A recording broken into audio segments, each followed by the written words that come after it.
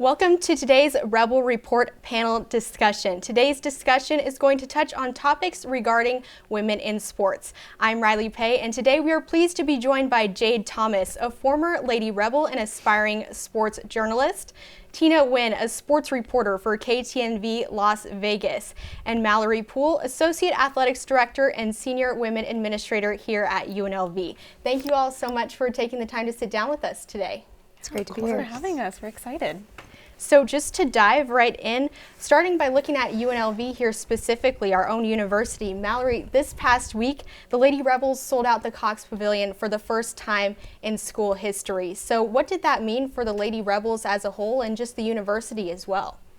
Yeah, it's an exciting time for that team. I mean, they're having great success right now, and I like to believe that the attendance was a reflection of the excitement that they're earning and generating here in the city.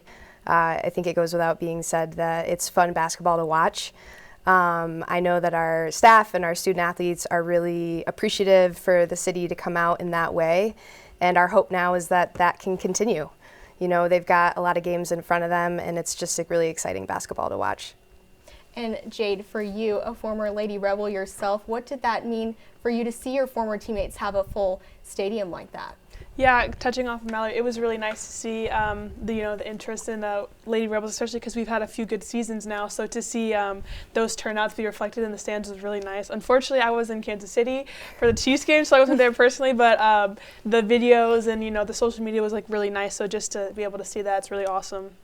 And Jade, keeping with you, also being an aspiring sports journalist, just to kind of dive into what this panel discussion is all about, women in sports, do you think there's enough coverage of women's sports so far from what you can tell? I do. I think that it's not necessarily up to like everyone else to cover it. I think it's kind of how we saw with the Lady Rebels. We had a lot of fans show up to the Reno game, and so it's kind of like success represents coverage and fans and all of that. So I think that although women's sports isn't as popular right now as men's sports, I think that we're starting to see the transition that winning records reflect more coverage, more attention, and I think that once you earn it and you prove it, then it reflects. And so I think it's not necessarily on the coverage, but it's kind of just like about the performance of the athletes.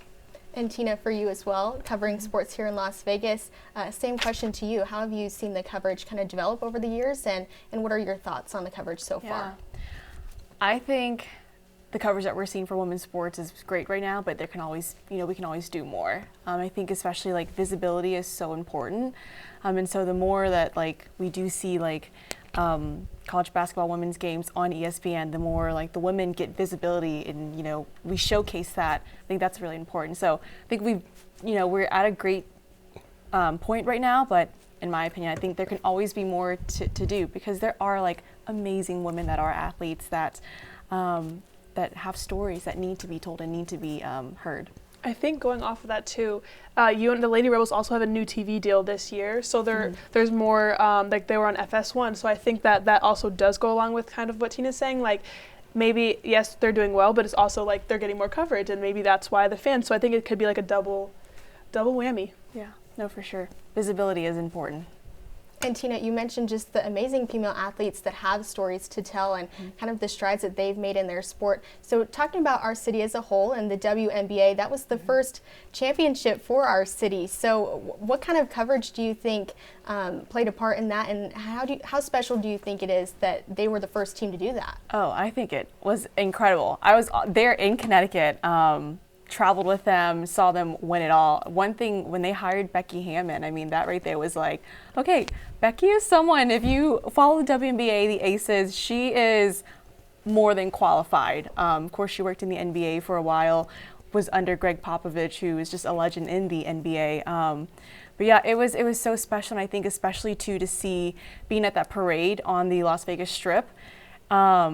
It was cool to be there to see them win it all, but then to come back home and to see so many local people come out and support them. I mean, that was, words can't even fully describe it. And if you I was talking to Nikki Fargas last week about it, just hey, how's the off season going for you guys?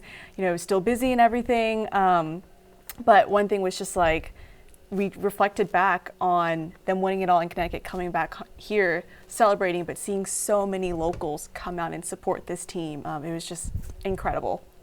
And on a collegiate level as well, Mallory, how big do you think it was for our city to see that?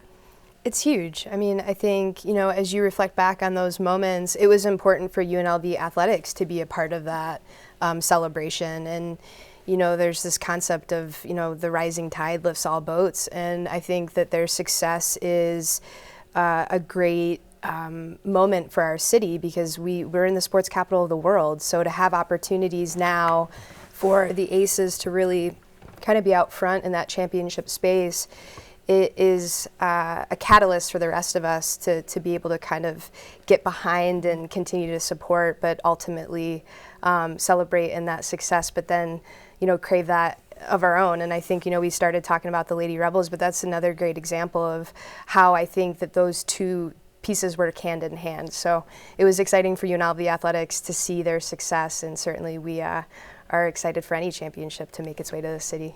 Absolutely. And Jade, for you too, playing basketball in this city and seeing that, did that mean anything to you personally? Yeah, definitely. I think it definitely showed the progress of women's sports, especially as Mallory mentioned, Vegas is a sports hub. It is growing every day.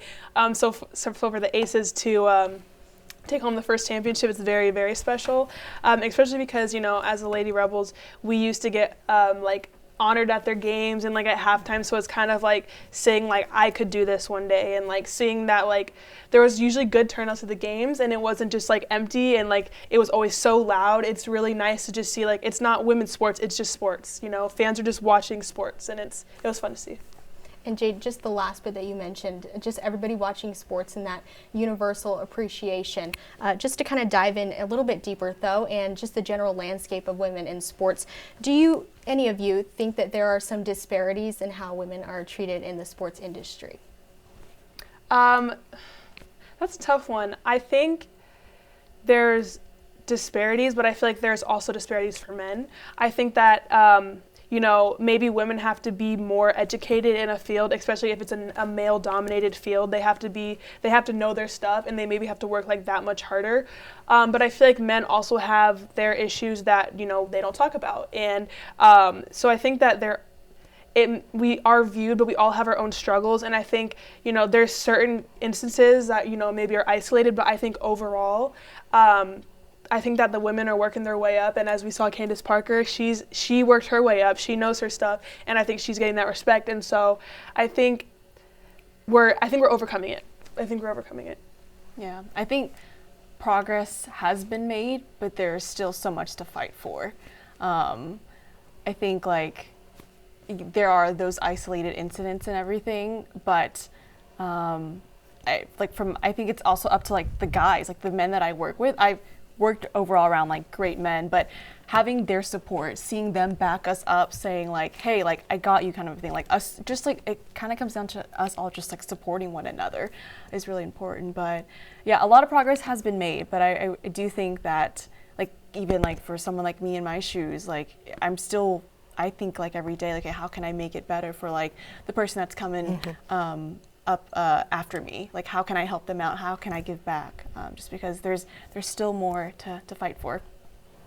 Yeah, I couldn't agree more with both of those sentiments. And when you touch on the importance of making space, and that's a big part too. I think as women, really allowing for or making it a priority to really lift others. And, there's this great organization called Women Leaders in College Sport, and that's a big part of their mantra is to lift others as you rise. And that's a big part of how we can close that gap, is how do we really continue to mentor others and to make space for others at the table and to empower their voice, and then recruit allies. You talk about the people that you work with, and we all have the opportunity to influence. And Jade touched upon that preparation. It is our responsibility to be very prepared so that those future opportunities can continue to grow and multiply. So there is a responsibility on all of us to really to channel those efforts and really make space for others as we do so. And Mallory, to keep going with you and your line of work, how have you seen the positions for women in upper management specifically increase over the last couple years within the sports industry? You know, there's progress being made, but there's definitely still room to grow. I think, you know, the narrative has probably opened as social media and some other, you know, channels for communication have opened, because I think it really has shed light on some opportunities for growth. We've definitely seen some great growth, and we've seen some great examples at the professional level, and certainly at the intercollegiate level, continuing to see opportunities for women to be in leadership roles. But it also starts at the top. So having, you know, an athletic director that values diversity in the room and making sure that women are involved and marginalized groups are in leadership roles is certainly a huge piece to that puzzle. But then, you know, how does that continue to kind of work its way throughout your organization? So, you know, we're seeing progress, but to Tina's point earlier, there's definitely room for growth. And just to you again, how would you foresee those numbers increasing, or what do you think needs to be done to keep that positive trend going? Well, you know, I think on some systemic levels, it starts with, you know, your recruitment process and making sure that when there is an opportunity to hire, that you have a diverse pool of candidates and that you're hiring the best person for the position. But it's intentional. You have to be intentional about who you're bringing into that pool so that there's opportunity for growth. And, you know, and I think there's a lot of different areas that we can highlight when it comes to graduate assistantships and some other pipelines that can help foster those groups into those recruiting opportunities. But, you know, there's probably a lot that we could talk about in that space, but certainly it does start with just the intentionality about when those opportunities are available, how we're addressing those as leadership when we're hiring. And Tina, to take it to you now, how would you describe the current state of sports media and just the women that are involved in it? Yeah. Oh my gosh. I know a lot of great women that are in sports media. Molly Sullivan is one of them. But I think, yeah, I mean, it kind of sounds like a broken record, but like a lot of progress has been made, but there's always just more to fight for. I think like seeing Candace Parker, like hanging out with the guys on NBA on TNT, again, it goes back to just visibility. But I think you had a good point, just kind of like starts with the top, like having managers that do value, that are willing to hear us out, that are willing to, you know, in a sense, like give the ones who are like unheard, like a voice. I think that's really important. So, I mean, a lot of progress has been made, but it could kind of sound like a broken record, but there's always just more to fight for. Just like, and again, I think the next generation, how can I make it easier for them? How can I help them out, kind of a thing.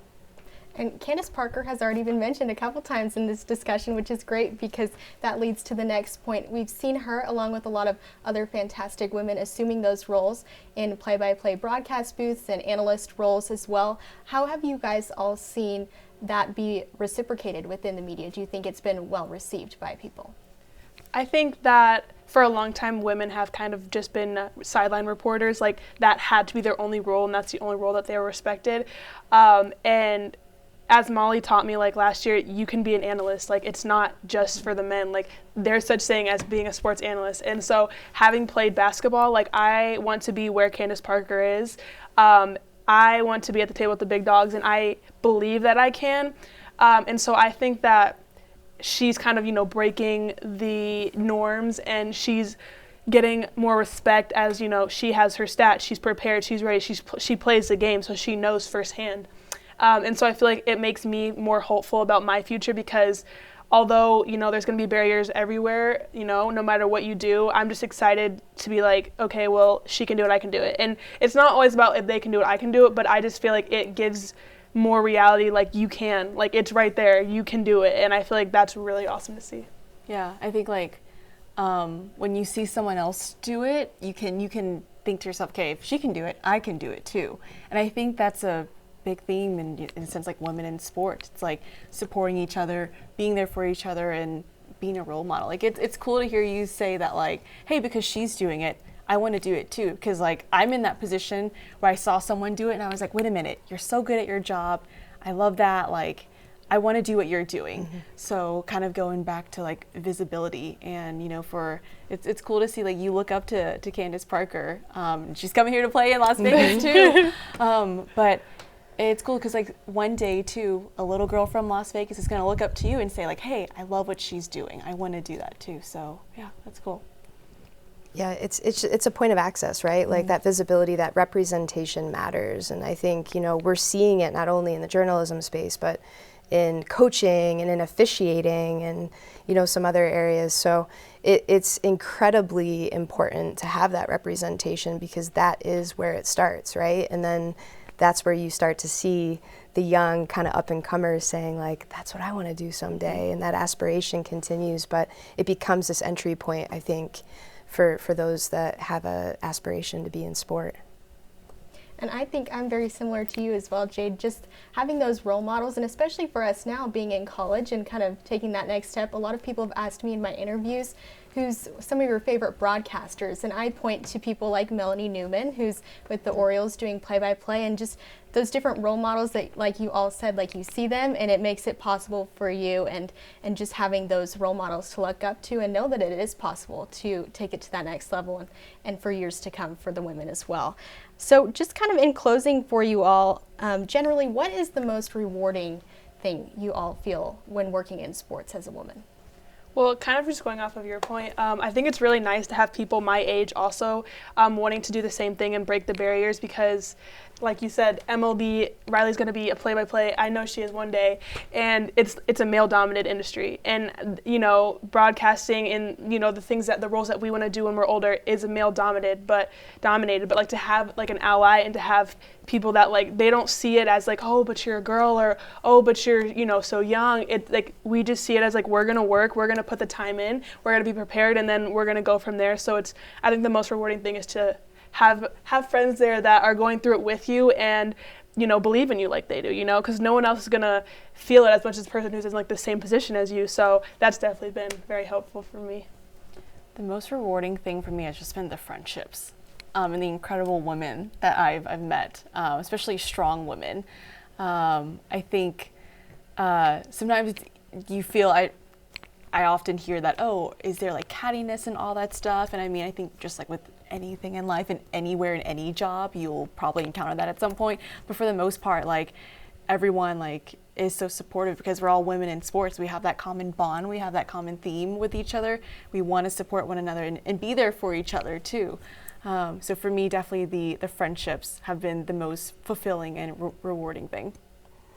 Yeah, I mean, the relationships is such a critical part of how we move through life. And, sport is such a unique space because it really is this kind of pressure cooker for all things. And what I have found rewarding in addition to those relationships is trying to influence the environment, similar to this conversation as it relates to how do we continue to improve upon what once was, and I think sport has this sort of, it can be rooted in tradition, and I think sometimes tradition can stunt growth in certain ways. So it's how do you open the minds and the hearts of those that come into that environment to say, hey, it's okay to still honor tradition, but it's also important to look forward and how we can be more inclusive with the environment that we're in. And I think as leaders in sport, we're responsible for that. It's part of our charge to improve upon what is and make it better for the next group that comes behind us. So for me, I think that's been a really important part about being in sport and staying in sport is finding ways and creating space and inspiring the environment to be more inclusive. And I'm really honored to be part of this conversation because it's a step in that direction. I think one of your point, the word that came to my mind was evolving. Yeah. Not being afraid to evolve, like having managers that aren't afraid to, help us evolve as women in our roles as well. I think that's really important. Yeah, I agree. Yeah, and I think for a lot of people too, when they ask, how does it feel to be a woman in sports? Usually my response is, I don't feel like there's a better time to be a woman in sports. I feel like it's a great time because there are so many positive changes happening and just overall a sense of positivity when it comes to that. So for you all, how do you envision that progress continuing, and how do you envision the landscape looking in 10 years from now? Good question. I think literally they covered everything, evolution and like tradition and like breaking those barriers. In 10 years, I see more talk about just ability and, who's good, who's not, rather than looking at the gender and everything. And I know that it's going to take a lot to do that. And that's okay. You're not going to get everyone on the same page. But I think to try to have more people see that and, having these conversations, like Mallory said, it allows some people to be like, that's true. Like, we're not trying to change, sports as it is. Like, yes, it's tradition, but like, who is in those roles and who can be a part of that? Like, it's nobody else's say, like, you can't be in this because you're this. Like, it should be about talent, what you can do. And I think that in 10 years, we're going to see that. The girls are going to be up with the big dogs. And I think the girls are just going to be broadcasters, reporters, anchors, anything. It's not going to be girl, girl, girl, woman, woman. It's going to be journalism industry. And that's what I'm hoping for. Yeah. I think 10 years from now, we will see a lot of positive change just because I think the women that are in those key positions right now, they're still fighting, they're still pushing, but also for us who are coming behind them, like, we're still fighting for more. We're still wanting to do more, and that's going to pave the way for so many other young girls too, 10 years from now. So yeah, I think it's really positive. Yeah, I mean, I'm hopeful. I think, sport can kind of be this sort of microcosm in some respects for society. And I think there's still a lot of progress that we have in front of us, and some, pathways to continue to pave. And I think, in some instances where we take those steps back, it's going to be really important for us to rally and to be able to continue to make those changes that are necessary to be more inclusive. But I'm hopeful because of the leaders like you all in this room. I mean, Jade sends me a text message to ask for me to be here. I say yes in a blink because I care a lot about her future and her success. And if this is helpful to her, then I will be here. And I feel the same way about you, Rylee, although I didn't know you were going to be here today. But I think that it's going to be an important intentionality behind moving the needle forward. And when we do have those moments of setback, to lock arms and to say, no, we are going to keep making progress. So I'm hopeful at what that could look like, but it's definitely going to take a village to get us there. Finally, in closing, for each of you, just a general thought. What is a piece of advice that you would give to young girls who want to work in professional sports or be in professional sports one day? Let me look at the camera. Okay, this is my advice to all the young girls out there, even though I'm young and I'm in a different position than them, but from my perspective, I would say put your head down and do what you want to do, no matter what it is, just put your mind to it. Be around people who support you, whatever craft that you want to do. Being with people who are going to tear you down is not going to help you, so be with people who build you up and be confident in your choices. I would say just go for it. No dream is too small or too crazy. Don't listen to the naysayers or that little voice in your head, that doubt. Just go for it. Just because, I think we all know when you never get in the way of a determined woman. So if she's determined, you better watch out. So I always say, just go for it. Yeah, I mean, you both said great things. And so I would just say, you got to dream big, because it's important to know that when you dream big, that's going to cause you to reach and to stretch outside of your comfort zone. So I love Jade's point about surrounding yourself by people that are going to help build you up, and this idea of, just getting after it, because when you dream big, anything can happen. Thank you all so much for taking the time to sit down with us today. This was a fantastic and empowering conversation about just all the excitement that there is with women in sports. So thank you so much again, Mallory Poole, Nguyen, and Jade Thomas.